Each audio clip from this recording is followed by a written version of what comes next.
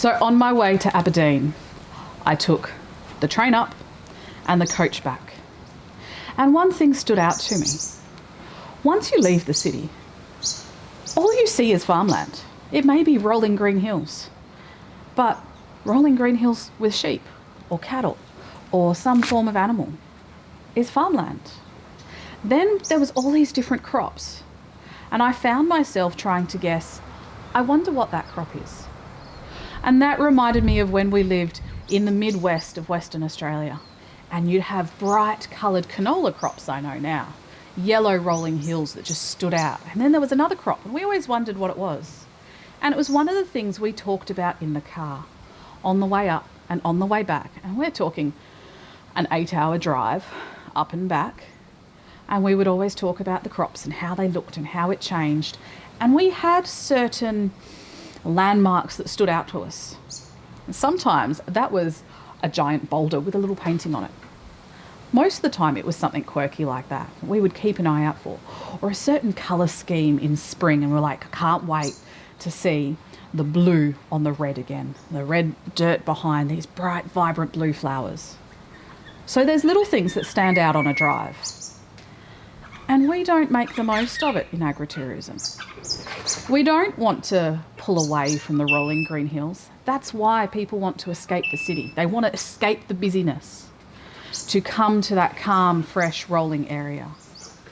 But if you drive a freeway in the city and there's buildings on either side of the freeway, there will be signs or paintings or something on those buildings to let you know that's that company. Whereas for farms, we have the front gate.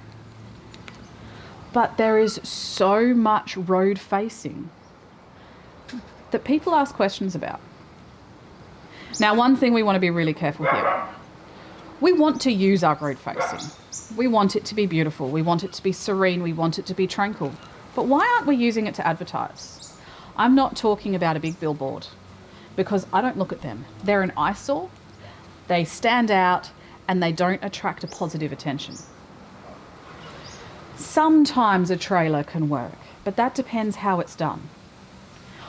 But if you make a feature on your land, in your farm, people might stop and take a photo.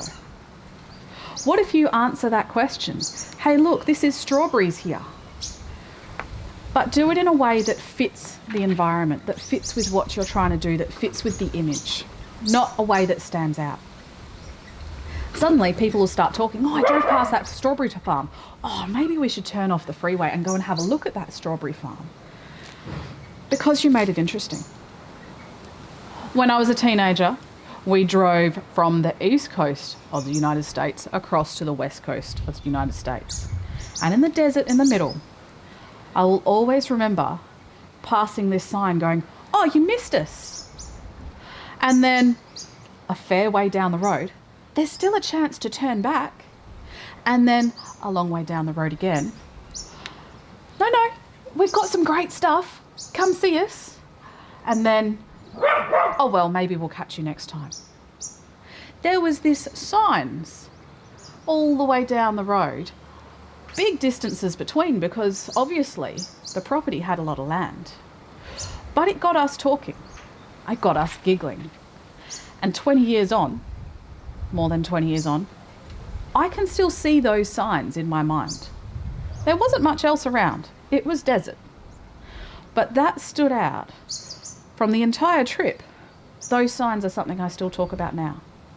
So how can you create a memory on the road?